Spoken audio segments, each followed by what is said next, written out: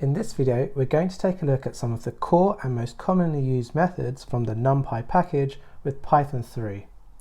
Numpy provides support for large multi-dimensional arrays and matrices with mathematical functions to operate upon the data with. In this video, we're going to look at how you can create an array with Numpy, followed by indexing and selecting data, and finishing with Numpy operations. So let's dive into Jupyter Notebook so we can take a look. We're going to begin by importing Numpy into our notebook. I'm using Jupyter, which has Numpy installed. However, if you don't have it, you can install it to your machine at the command line with pip install numpy. By convention, we call the Numpy package as np, so I'm just going to write import numpy as np. I'll begin by creating a list of numbers from 1 to 5, and I'm just going to call that my list. And I can turn this into a Numpy array with np.array open parentheses my list. We can see our array printed below. If I create a 2D list, so a list of lists from 1 to 9 in sets of 3, and pass this into np array, we can see the array is printed back as a matrix. We can create a sequential list of numbers in an array with the aRange method. So just note that we're not calling this aRange with 2 R's, it's aRange, which just happens to appear as one word. And this is going to be inclusive to the start and exclusive at the end. So np.aRange open parentheses 0, 10 will return 0 to 9 to us. And we can add a third argument to define the steps. So if I add comma 2 into our parentheses, we can see only even numbers are being returned. We can also generate a list of zeros with the zeros method. So np.zeros open parentheses 5 will print 5 floating point zeros to us. If I make it 5, 5 as a tuple, we will have a matrix of 25 zero values. The same applies to the method ones, but these are going to be floating points. And the final method we'll look at for creating an array is the linspace method, which will create an array of evenly spaced values between two numbers. So if I type in np.linspace open parentheses 0, 10, 6, we're going to generate an array of 6 numbers, so that final argument, evenly spaced between 0, which is inclusive, which is the first argument, and 10, which is also inclusive, which is the second argument. So the next part of this video, we're going to look at some of the methods we can use for creating random variables in our arrays, and this can be useful for creating distributions or modeling behaviors in our scripts.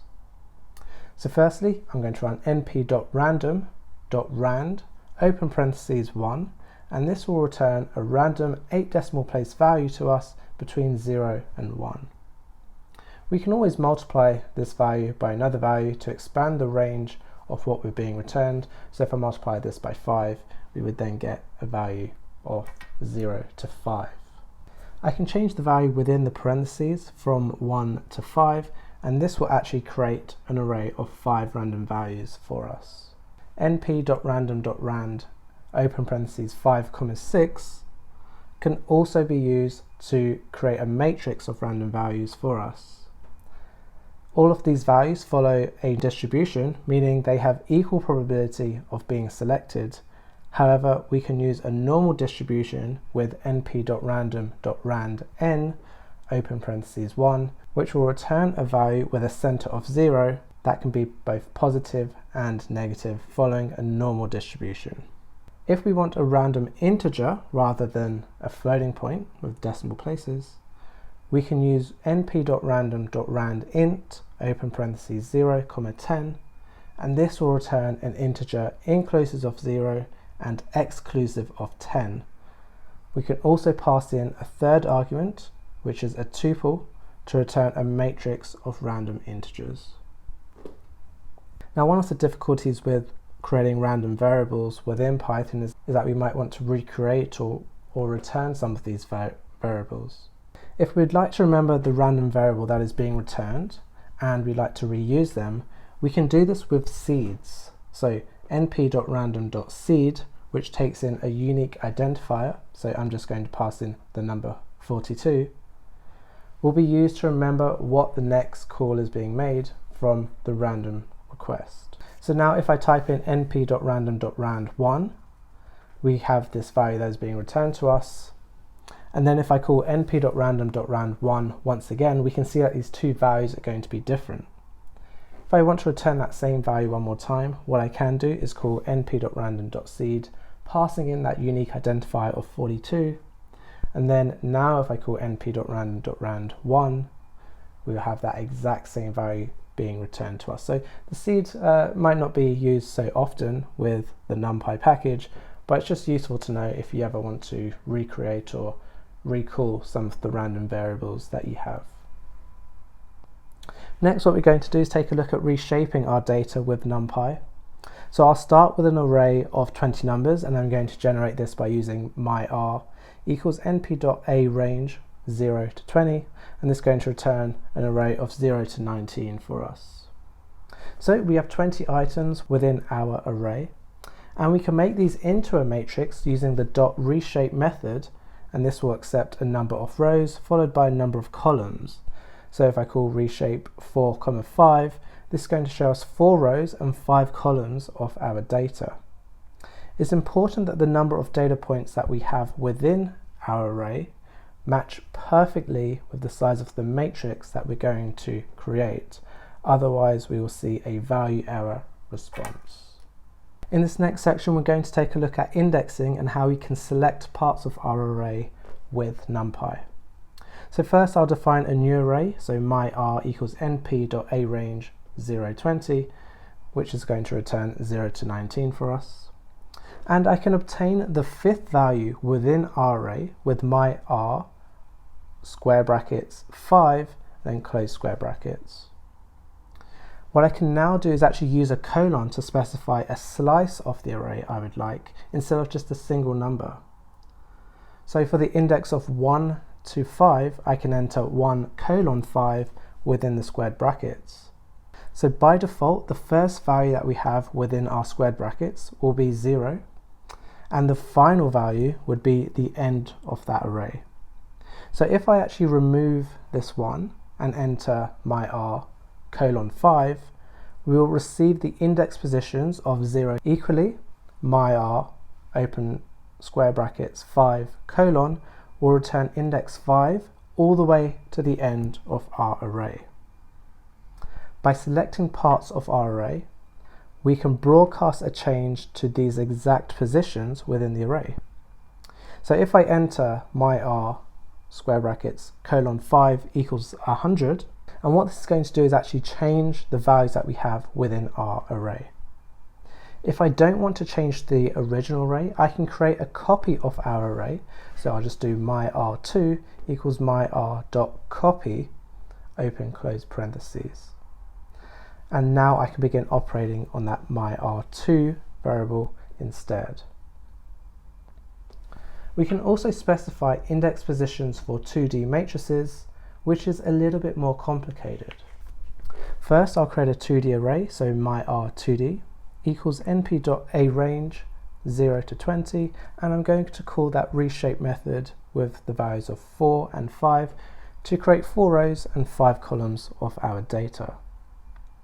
If we wanted to pull the number 8 out of here, we would look for the index 1 row, so just going 1 down, and the index 3 column, which is going 4 inwards.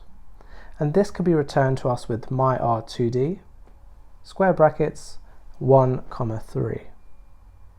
We could begin to use colons to specify multiple rows or multiple columns to be returned. If we wanted all rows and the third index column, we can replace the value of 1 with a colon, and this is going to return 3, 8, 13, and 18 to us. We can get the row index 2 onwards by changing the colon from colon itself to 2 colon. Notice how our result is a single line array. If we wanted to return the result as a 2D array, we must specify a range for both the rows and the columns. So we're doing fine for the rows because we have 2 colon. However, we have just the number 3 for the columns. So what I'm going to do is change this number 3 to 3 colon 4, and this is going to point to the exact same column, because before it was just looking at index 3, but now with 3 colon 4 we're doing inclusive of 3 and exclusive of 4, which is still pointing at that single column. However, running this returns a 2D array to us as opposed to that single array that we had before. I can also just change 3 colon 4 to colon 3, and this will show all of the columns from index 0 to 3 in our results. The last part of this video will include operations we can perform on our array. I've shown how we can assign a value to index positions.